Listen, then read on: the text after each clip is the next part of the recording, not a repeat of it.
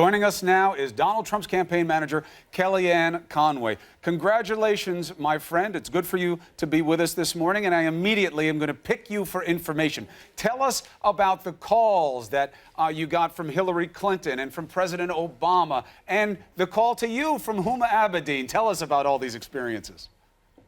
Okay, well, thank you, Chris. It's a great day for us here in Trump Tower. So we were already headed over to the Hilton to do what we had been doing all night long, which is watch the returns, wait for all the states to be called, and eventually the next president-elect of the United States to be announced. And as we were preparing to do that backstage, my phone rang. It said Huma Abedin. I was happy to talk to it. I had a nice exchange with Huma, who I respect very much. And she said Secretary Clinton would like to talk to Mr. Trump. So I handed him the phone, and they had maybe a 1-minute conversation, very gracious, very warm. I heard Mr. Trump's side of it. He commended her for being smart and tough and running a very hard-fought campaign.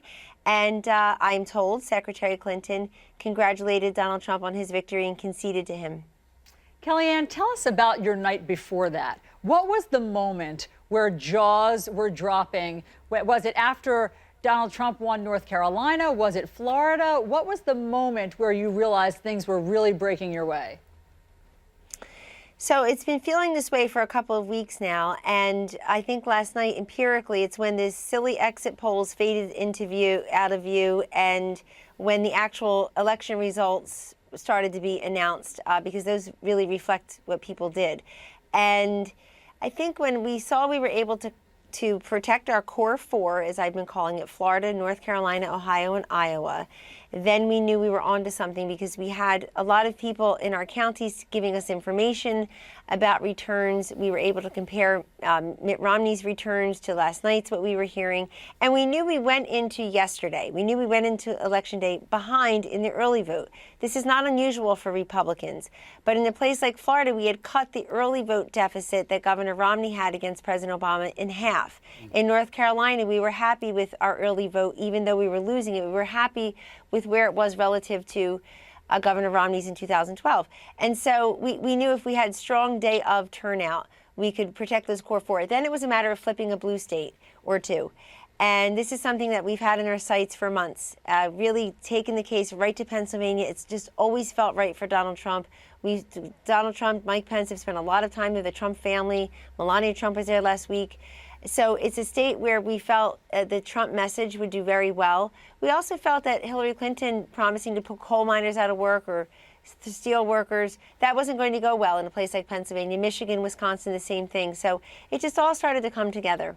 So I loved your tweet last night that stop saying all the pollsters didn't see it, because obviously Kellyanne is a pollster and she obviously saw it. New Hampshire, Michigan, and Minnesota still too tight to call. Won't change the race from Clinton's perspective, but would deliver a hefty mandate to Donald Trump if each breaks his way. How important are they? Well, they're important, and they're places where we were in the waning days, sometimes under a hail of criticism, Chris.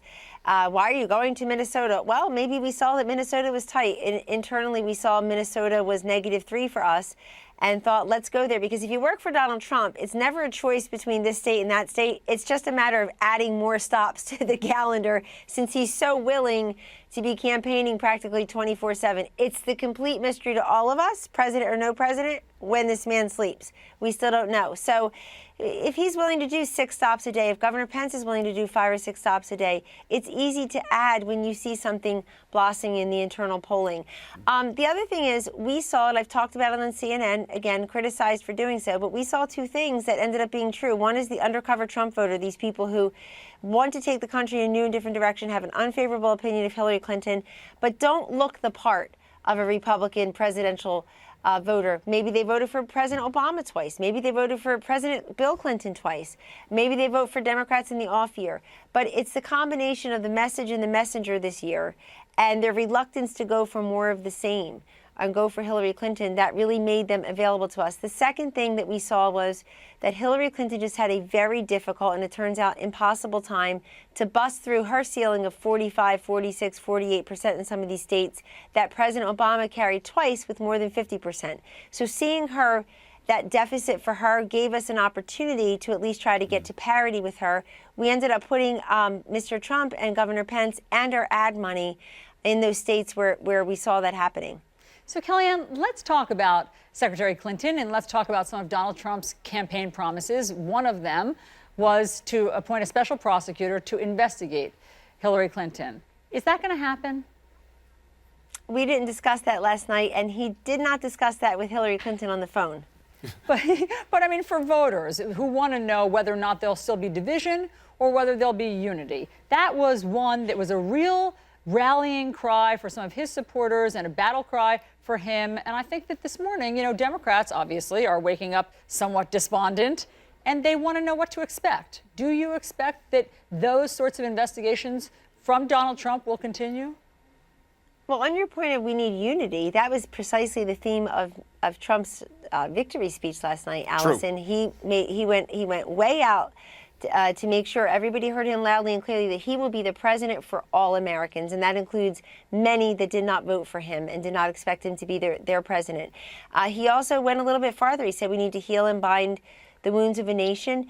Obviously, he's spoken to President Obama. Obviously, he's spoken to Secretary Clinton. They are two leaders that we would like to lean upon to help us do that. We certainly hope we can do that. And we certainly hope that a number of the Democrats today feel the same way, and even the non-voters, people who don't really bother with the system. So, this is for all Americans. Well, what do you do with the disconnect, though, Kellyanne? What do you do with, well, of course you want to conciliate. Of course you want to bring people together. That is the responsible thing for the president-elect to do, and I agree with you. He did it well. But there is such a stark contrast between the message he campaigned on, which was certainly one of division to many people's perspective, maybe more than half the country at latest count of the popular vote.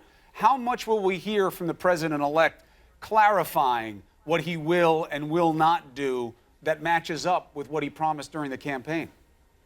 Well, respectfully, I disagree that he ran on division. He ran on many things. He had a lot of policy proposals that people were hearing and liking. I mean, if you look at the last couple of weeks, the divisive negative campaign belonged to Hillary Clinton. I have to tell you, as Donald Trump's campaign manager, I was mystified, really excited and heartened, but mystified as to why she would go all negative instead of maybe explaining what her answer to Obamacare might be and the Affordable Care Act. So it was a huge risk on their part, I thought, and it didn't pay off. But on Mr. Trump and what he would do, he's going to work with everyone. And you say how can you bridge the rift?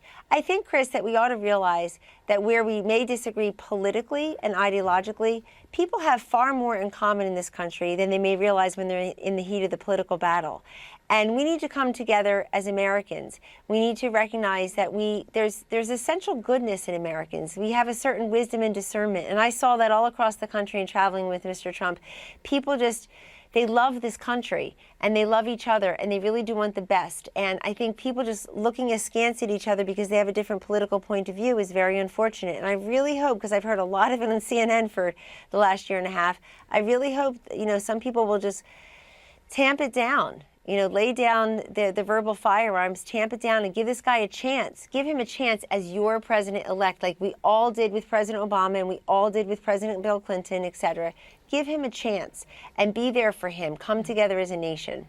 But are you saying that the divisive rhetoric was on cable news and not at some of Mr. Trump's rallies? I mean, No, I didn't say that. So let's be honest. No, I didn't say that. I mean, I'm just Mr. saying, Trump no, I didn't say did that. have some divisive language. We all have it. We have the tapes that we could re-rack. And so everybody loves the idea of moving forward and coming together as a country, of course. And what I hear you saying, unless you correct me if I'm wrong, is that he will not press ahead with any sort of investigation or prosecution of Hillary Clinton because that would not be in keeping with unity. I have not discussed that with him, Allison, especially since he became the next president of the United States. But let me repeat that there's divisiveness all the way around. And I think just throwing at us constantly the isms and, if you can just go back and reflect for a moment on the avalanche, the unprecedented deluge of negative criticism that we've received here at the Trump campaign and has been laid upon his shoulders. It truly is unprecedented. And you know what? It backfired by and large because people ended up saying, stop telling me what's important to me. Stop telling me what to think and whom to vote for and who's disqualified. Look at what the Clinton campaign did for weeks, for months. They were trying to tell people, this is what's important to you. Temperament, or this comment that many years ago, or that comment yesterday. This is the next thing that's important to you. And meanwhile, people are saying, you know what's important to me? whatever's important to me. I honestly think, to the whole political elite media class, all of us, really all of us privileged people who have a platform, Allison and Chris, I think the big lesson of yesterday is stop listening so much to each other and start listening to the people. They have fabulous stories to tell. They're good-hearted. And I think we've got a lot more in common in this country than we don't. And you see President-elect Trump making that promise. Well, listen, those are the right words to hear on this day, and I can assure you that this country, because you got over half the country voted for Hillary Clinton, they're all eager to hear it and to see them put into action moving forward. Let me ask you a question. You're still in the afterglow. You deserve to enjoy it. This was hard fought. The transition's going to take time. Do you see the urgency being domestic or foreign right out of the box? Because you do have these complicated military situations abroad, and you do have complicated political situations at home. But is one of them going to be a more urgent priority early on? I think it has to be all of the above, Chris. We Hard have a to lot do of it all. problems That's why to I still asked. tackle. Well, but look, good leaders surround themselves with people who can help them to do that. That's just always the case with our presidents. And you're right, it's difficult to know where to start because many things seem like a hot mess here and abroad. But Mr. Trump has been very clear about what his priorities are, and they do include both a domestic and a foreign agenda. But I think I would just have to say on his behalf all of the above, because as President and Commander-in-Chief, you just can't pick and choose and sequence what you're going to work on when there's so many urgencies. But we've got a lot of folks hurting in this country. And we have a lot of folks who feel like they've been left behind. They don't have a voice, feel like they're struggling to decide whether to meet those new hikes in Obamacare premiums, food or rent. And then you've got people around the globe that are very concerned about the advance of terrorism, about the changes in their country, maybe economically. And so we need a president. I think he said very clearly last night, he said, I'd like to tell the world community, I will always put America first, but I also will deal with you fairly. And in other words, we'll be a partner around the globe. And he means that. And we need a president who looks upon everything that way. What do you expect from the meeting with President Obama on Thursday? Is there any message that Donald Trump will give to him?